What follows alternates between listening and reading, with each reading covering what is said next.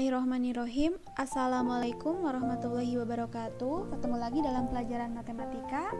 Pada pertemuan minggu ini kita akan bahas mengenai salah satu aplikasi dari inverse matrix pada transformasi geometri.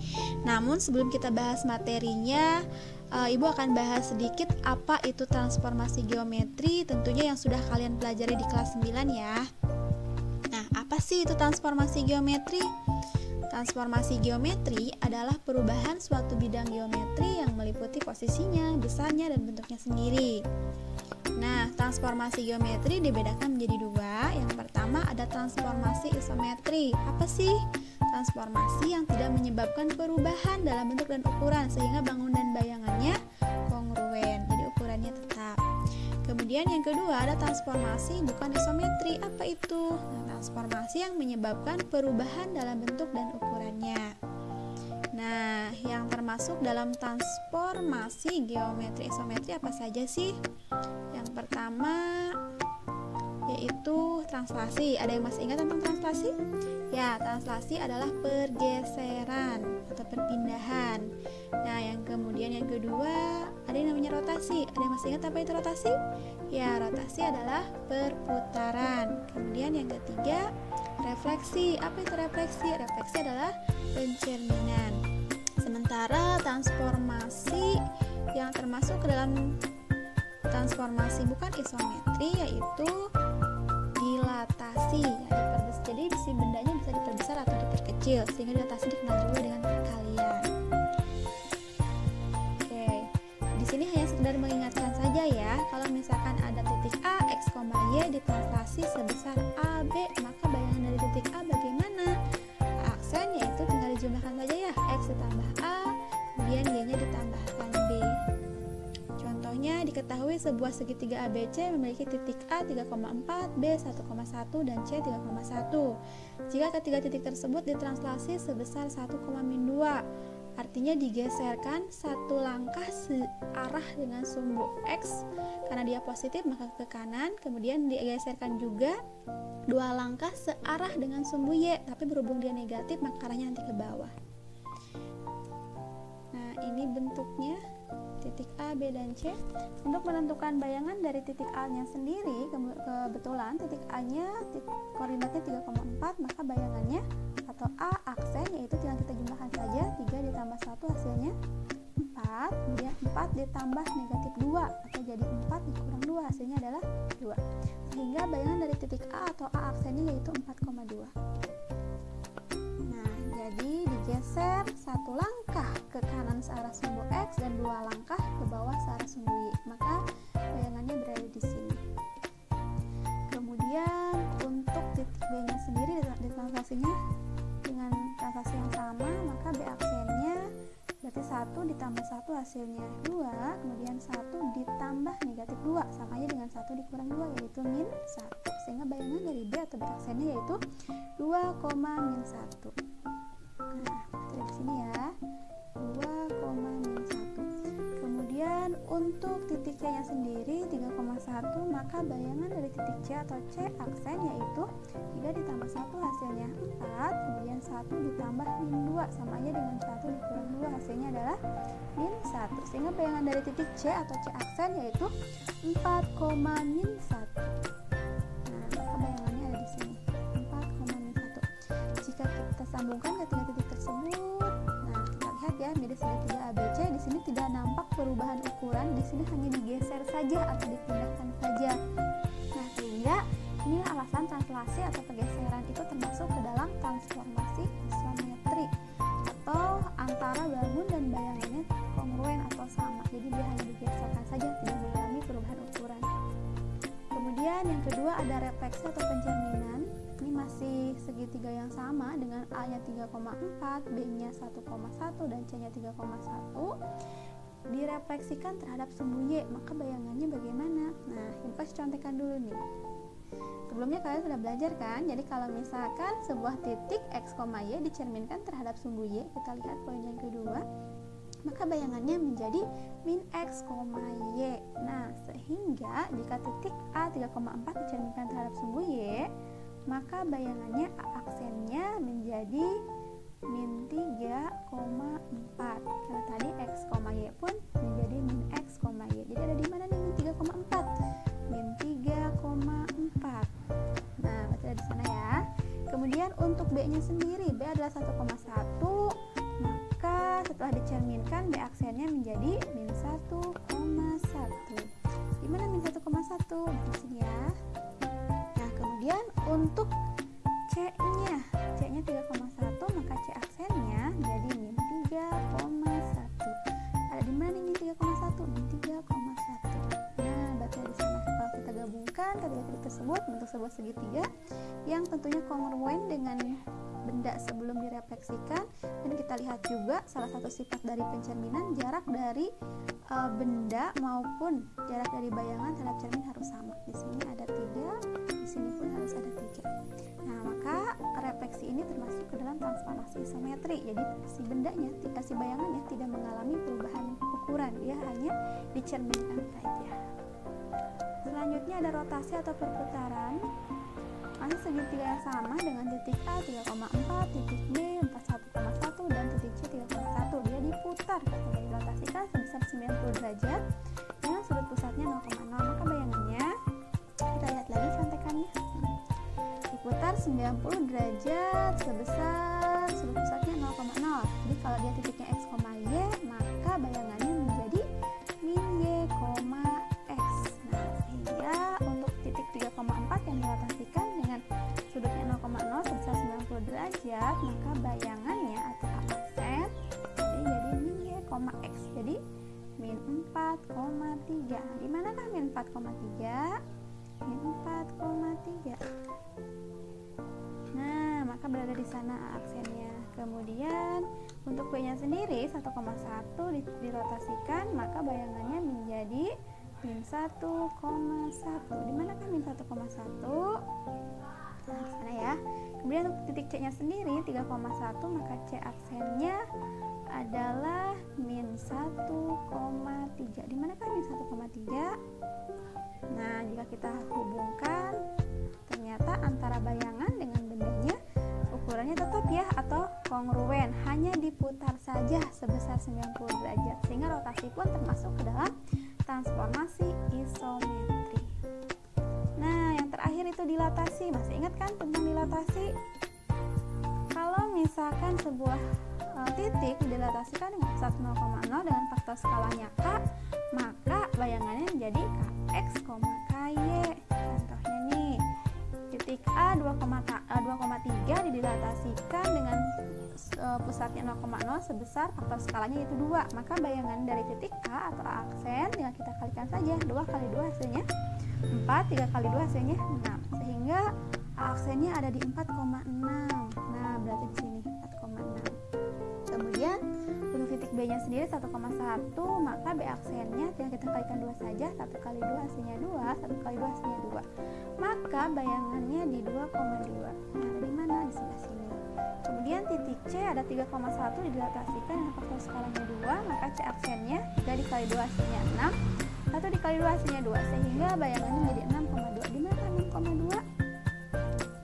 Nah, kalau kita sambungkan, kita lihat antara benda dengan bayangan ternyata mengalami perbesaran ya.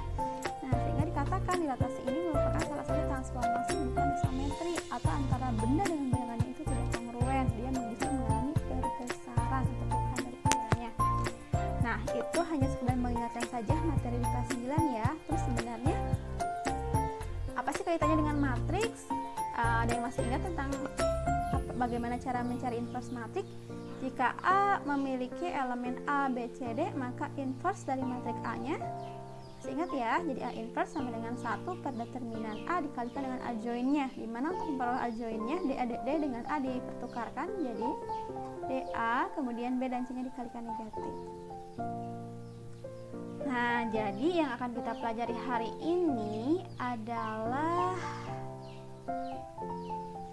aplikasi inverse matrix pada transformasi geometri. Tentunya kita bisa menentukan bayangan kurva atau bayangan garis setelah mengalami transformasi yang bersesuaian dengan matriks M, ABCD dengan menggunakan metode inverse matrix. Nah, secara umum transformasi geometri bisa dinyatakan dalam bentuk matriks ABCD yang memetakan titik XY ke titik X aksen Y aksen dengan persamaan. Nah, jadi untuk memperoleh bayangan dari XY dengan menggunakan metode matriks bisa ditulis nih dalam bentuk umumnya X aksen Y aksen sama dengan ini adalah matriks yang bersesuaiannya ABCD kemudian dikalikan dengan bendanya XY. Nah, atau untuk memperoleh XY dengan menggunakan salah satu sifat inverse matrix, kedua ruas kita kalikan dengan inverse sehingga untuk menghasilkan XY ABCD inverse dikali dengan X aksen Y aksen. Sehingga untuk memperoleh XY-nya kita cari inverse dari ABCD yaitu 1 per determinannya. Bagaimana mencari determinannya? AD dikurangi BC kemudian dikalikan dengan adjoinnya yaitu A dengan D-nya dipertukarkan jadi DA, B dan C-nya dikalikan negatif jadi negatif B negatif C kemudian ditulis kembali dikalikan X aksen Y aksen. Masuk ke contoh aja biar mudah. Misalkan tentukan bayangan kurva Y sama dengan 2x kuadrat min X min 10 oleh transformasi yang bersesuaian dengan matriks 1, 0, min 2, 1. Nah, langkah pertama kita ubah dulu ke bentuk umum matriks ya. Untuk memperoleh bayangan dari titik XY maka X aksen Y aksen sama dengan kebetulan matriks yang bersesuaiannya yaitu 1, 0, min 2, 1 dikalikan dengan titiknya yaitu XY. Nah, jadi untuk memperoleh XY-nya dengan menggunakan salah satu sifat inverse matrix berarti 1, 0, min 2, 1 inverse dikalikan X aksen Y aksen. Sehingga diperoleh, kita cari inverse-nya 1 per nilai determinan berarti 1 dikurangi 1 dikurangi 0 dikali min 2. Kemudian dikalikan adjoinnya 1 dengan 1 dipertukarkan berarti tetap 0 dikalikan negatif tetap 0, negatif 2 dikalikan negatif yaitu positif 2. X aksen Y aksennya tulis kembali. Sehingga diperoleh 1 dikali 1 hasilnya 1 dikurangi 0 tetap 1. Yang ini tulis kembali. Kita sederhanakan 1 dibagi 1 tetap 1 kali 1 hasilnya 1, 1 kali 2 tetap 2, 1 kali 0 tetap 0, 1 kali 1 tetap 1. Nah, kita kalikan 1, 0, 2, 1 nya dikali dengan X aksen Y aksen berarti 1 dikali X aksen hasilnya X aksen, 0 dikali X aksen hasilnya 0, 0 langsung kita tulis, 2 dikali X aksen hasilnya 2 X aksen, kemudian 1 dikali Y aksen hasilnya positif Y aksen. Nah, sehingga diambil kesimpulan untuk memperoleh nilai X sama aja dengan X aksen dan untuk memperoleh nilai Y sama aja dengan 2X aksen ditambah Y aksen. Selanjutnya, kita substitusikan nilai X dan Y ini ke dalam persamaan kurva yang tadi yaitu Y sama dengan 2x kuadrat min X min 10. Kita substitusikan. Berarti si Y-nya kita ganti dengan 2X aksen ditambah Y aksen. Kemudian 2 untuk X-nya kita ganti dengan X aksen. Berarti 2X aksen kuadrat dikurangi X-nya pun kita ganti dengan X aksen. Berarti aksen kurangi 10 tulis kembali. Kita sederhanakan. Jadi Y aksen sama dengan 2X aksen kuadrat min X aksen tulis kembali. 2X aksen kita pindahkan jadi min 2X aksen min 10. Sehingga hasilnya Y aksen sama dengan 2X aksen kuadrat min 1X aksen min 2X aksen jadi min 1 min 2 hasilnya adalah min 3X aksen min 10. Nah, jadi kesimpulannya bayangan kurva setelah mengalami transformasi yang bersesuaian dengan matriks 1, 0, min 2, 1 adalah Y sama dengan 2X kuadrat min 3X min 10. Maka itu adalah bayangan kurvanya. Oke, contoh berikutnya kita bisa menentukan bayangan kurva setelah mengalami refleksi. Namun sebelum kita menggunakan contoh kurva yang mengalami refleksi, kita tentukan dulu bentuk matriks pada refleksi. Nah, misalkan peta titik A, X, Y oleh pencerminan atau refleksi terhadap titik pusat O, bayangannya adalah A aksen, X aksen, Y aksen. Nah, ini titik A, X, Y dicerminkan terhadap titik pusat O 0,0 maka menghasilkan X aksen, Y aksen di mana X aksennya sendiri adalah min X dan Y aksennya sendiri adalah min Y. Nah, kalau kita tulis ke dalam bentuk persamaan sama aja dengan X aksen sama dengan min 1 dikalikan X karena di hasilnya min X, kemudian karena Y nya nggak ada berarti ditambah 0Y. untuk memperoleh Y aksen, tadi Y aksen sama aja dengan min Y. Maka Y aksen, X-nya berarti nggak ada, berarti 0 dikali X ditambah karena min Y min 1 kali Y. Nah, kalau kita ubah ke bentuk matriks, maka persamaannya menjadi X aksen Y aksen. Kita lihat koefisien dari variabel X yaitu min 1, 0, koefisien dari variabel Y yaitu 0, min 1 dikalikan dengan variabelnya yaitu X, Y. Nah, sehingga bisa disimpulkan untuk matriks yang bersesuaian dengan refleksi atau pencerminan terhadap titik pusat yaitu min 1, 0, 0, dan min 1. Ini adalah matriks yang bersesuaiannya. Dengan menggunakan cara yang sama, kita peroleh beberapa bentuk matriks pada refleksi. Nah, kalau refleksi terhadap sumbu X, bentuk matriksnya ini, refleksi terhadap sumbu Y, bentuk matriksnya ini, refleksi terhadap garis Y sama dengan X, bentuk matriksnya ini, dan refleksi terhadap garis Y sama dengan min X, bentuk matriksnya seperti ini. Contohnya nih, kita gunakan metode inverse matrix untuk menentukan bayangan kurva atau garis setelah mengalami refleksi. Katanya kita memiliki garis 2X plus Y min 3 sama dengan 0. Tentukan bayangannya jika dicerminkan atau direfleksikan terhadap titik pusat O 0,0. Nah, langkah pertama X aksen Y aksen sama dengan, kita ubah ke bentuk matriksnya dulu ya, bentuk umum matriks. Kebetulan bentuk matriks dari refleksi terhadap titik pusat 0,0 tadi adalah min 1, 0, 0, min 1 dikalikan dengan X-Y. Maka untuk memperoleh X-nya dengan menggunakan salah satu sifat inverse matrix, min 1, 0, 0, min 1 diinverskan baru dikalikan dengan X aksen Y aksen. Kita cari hasil inverse-nya yaitu 1 per determinan. Untuk memperoleh determinan, min 1 kali min 1 dikurangi 0 kali 0. Kemudian dikalikan dengan adjoint-nya, di mana min 1 dan min 1 dipertukarkan, berarti tetap 0, dikalikan negatif tetap 0. Yang ini ditulis kembali. Kemudian, maka disederhanakan 1 per negatif 1 per negatif 1 hasilnya positif 1 dikurangi 0 tetap 1. Yang ini ditulis kembali. 1 dikalikan dengan min 1, 0, 0, min 1, maka akan tetap min 1, 0, 0, min 1 dikali X-Y.